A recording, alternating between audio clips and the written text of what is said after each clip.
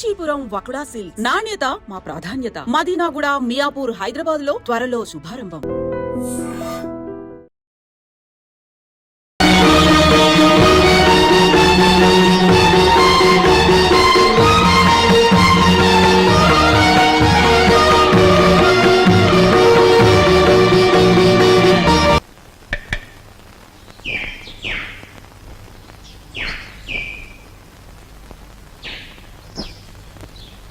ఈ కుండంతా 4 రూపాయలమ్మా. 40 పైసలు కుండ 4 రూపాయలా? ఇదేం బంగారం కుండ? ఆయన తొక్కేది మట్టా బంగారమా? ఇంతైతే ఎవరు కొంటారు? వద్దులే, వస్తా. కుమారరామన్న దగ్గర నీ ఉద్యోగం ఏమిటట?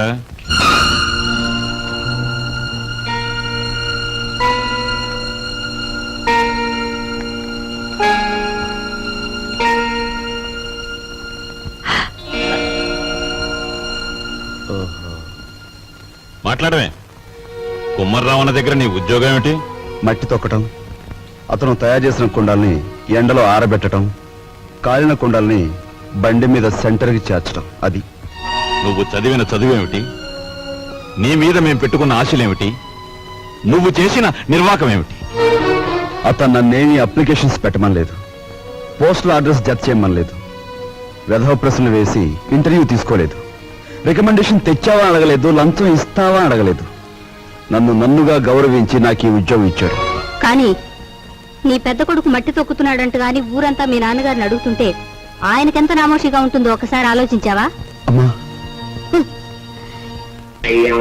ఎటువంటి వంశంలో పుట్టాడు, ఎటువంటి మహారాజుకు మనవడని పెంచుకున్నాడు. అసలు నేను చెప్పేది ఏంటంటే,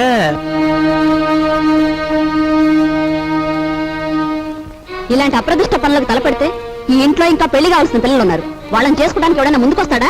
ఏ మా చెల్లెలు పెళ్లి చూపు సమయంలో మీరు వచ్చి పెంట చేశారే, అప్పుడు లేదా ఈ అప్రదిష్ట? నాన్న, ఏమీ చెయ్యకుండా మీకు భారంగా ఉండే కంటే ఏదో ఒక పని చేసి ఇంత సంపాదించడం నా బాధ్యత అనుకున్నాను, సంపాదిస్తున్నాను.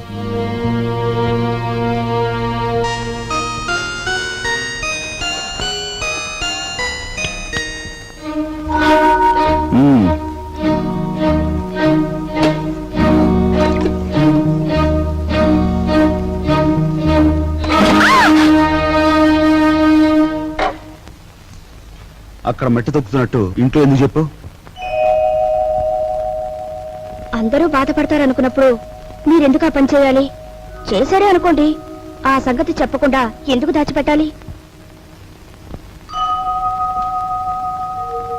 మా అమ్మా నాన్నల విషయం తెలిసిన, మా ఇంటి పరిస్థితి తెలిసిన నువ్వు ఇలా మాట్లాడు.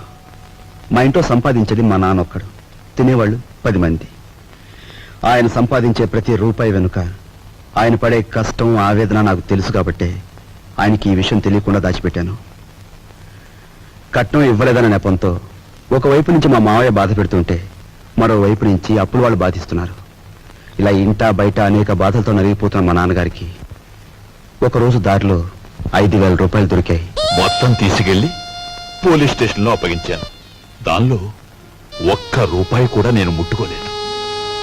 ₹1 కూడా నేను ముట్టుకోలేదు. ₹1 కూడా. ఏమండి, అసలేం జరిగిందండి? లలిత, నువ్వు ఎన్నోసార్లు నన్ను ధర్మరాజు ధర్మరాజు అంటూ ఉంటావు. కానీ ఇవాళ నీ ధర్మరాజు దొంగతనం చేశాడు. మీరు దొంగతనం చేశారా? అవును లలిత, అందులో ₹10 కాజేశాను. ఏమండి, ఎందుకు తెలుసా? మన అబ్బాయి ఉద్యోగానికి అప్లికేషన్ పెట్టడానికి. ఎన్నడూ రాని ఉద్యోగం ఈసారైనా వస్తుందేమోనన్న ఆశ. లలిత, ఇంకెప్పుడు నన్ను ధర్మరాజు అని పిలవకు. లేదండి, ఇప్పుడు మీరు నిజంగా ధర్మరాజు. అశ్వత్థామాత కుంజరహ అని ధర్మరాజు అంతటి వాడు అబద్ధం ఆడాడు. అది ఆపద్ధర్మం లలిత. ఇది ఆపద్ధర్మమేనండి.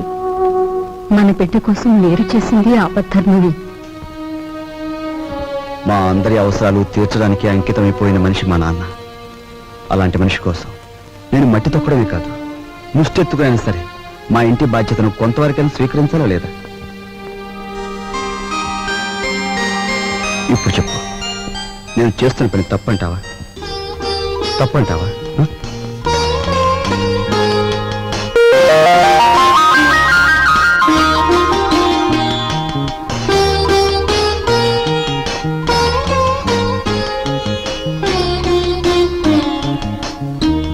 ఆ విధముగా రామలక్ష్మణులు అడవికి బయలుదేరిన వారు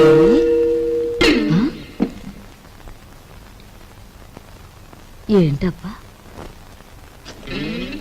ఓ చిన్న సచ్చినాడా, ఆ పెద్ద సచ్చినాడేమో మట్టి తొక్కుతున్నాడా, వీడేమో పాచూడుస్తున్నాడా? వీళ్ళకి ఏం పోయే కాలం వచ్చిందమ్మా? ఇంతకీ నేను పని మనిషిని ఎందుకు పెట్టినట్టు? హ? అబ్బాయ్, ఏంటమ్మా? నువ్వు ఆఫీస్కి వెళుతున్నావల్లే ఉంది.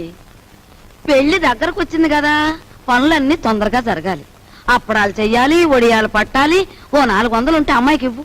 అమ్మా, ఆఫీసులో లోన్కి అప్లై చేశాను, అది రాగానే ఇస్తాను. అదేమిటన్నయ్య, అయ్యవారు వచ్చే వరకు అమావాస్య అవుతుందా? తెలిసిన వాళ్ళ దగ్గర ఏ చేబదులో తీసుకుని ఈ పని కాస్త జరిపించు. వెళ్ళిదు.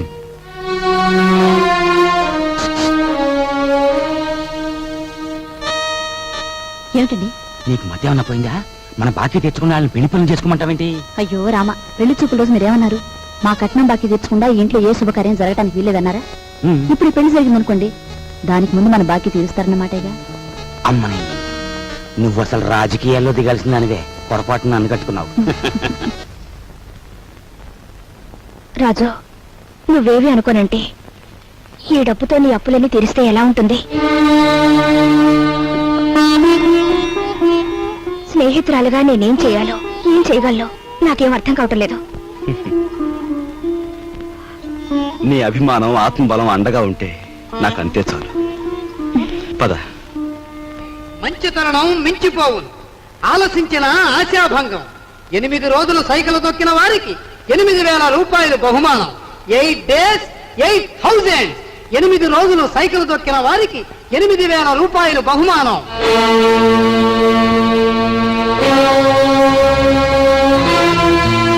రాజు, అప్పులు తీర్చడానికి నువ్వు సైకిల్ తొక్కుతున్నావట. మనలాంటి కుటుంబాల్లో పుట్టి ఇలాంటి పనులు చేస్తే ఎంత పరువు తక్కువగా ఉంటుందో ఆలోచించు. నేను చాటుగానో సన్నాసి బుద్ధితోనో దొంగతనం చేస్తున్నాను అనుకో, లేదా కన్నవాళ్ళనే వెన్నుపోటు పొడుస్తున్నాను అనుకో, లేదా అప్పుల చేత పంచాయతీ జరిపించాను అనుకో, అప్పుడు నేను 10 మంది చేత చీ అనిపించుకునేవాడు అవుతాను. ఏమిటా నువ్వు మాట్లాడేది? మొన్నటికి మొన్న కుమ్మరాడి దగ్గర కూలిపిని కొప్పుకొని ఈ ఇంటి పరువు మీద పెద్ద బండ పడేస్తావు. ఇవాళ మీ నాన్న చచ్చిపోయాక ఆగు, ఇప్పుడు నువ్వేమిటి మాట్లాడింది? మా నాన్న చచ్చిపోయాడా? ఆ మాట నువ్వంటున్నావా? ఆ? నువ్వు ఏమిట్రా అది? ఆవిడ అలా రెట్టిస్తున్నావు. మరి చూడమ్మా, నాయనమ్మా నాన్న చచ్చిపోయి అంటుంది, అత్తయ్య అంటుంది. అసలు అసలు నాన్న చచ్చిపోవడం ఏంటమ్మా? Non sense. నాన్న చచ్చిపోలేదు. నో, నాన్న చచ్చిపోలేదు. మనందరం కలిసి ఆయన చంపేశాం. అవునమ్మా, నిర్దాక్షిణ్యంగా కాలు రాసి చంపేశాం. కొండంత మనిషిని చాదస్తుతో కొందరు, స్వార్థంతో కొందరు, ఇలా అందరూ కలిసి ఆయన చంపేశాం. ఏ చంపలేదా? ఒక్కసారి మీరందరూ గుండెల మీద చేతులు వేసుకుని ఆలోచించండి. ఆయన జీతం నెలకు 500 రూపాయలు, కేవలం 500 రూపాయలు. తాహతకు మించిన కోరికలు కోరి మనందరం కలిసి ఆయన చంపేశాం. He was successfully murdered by all his family members. నోరుంది కదా అని తప్పులు పడుతున్నారు. నేను చేస్తున్న ఈ పనిలో ఓ పవిత్రమైన ఆశయం ఉందే తప్ప ఇదేం పరువు పోయే పని కాదని నాకు బాగా తెలుసు. మీరు ఒప్పుకున్నా ఒప్పుకోకపోయినా ఈ పని నేను చేసే తీరు.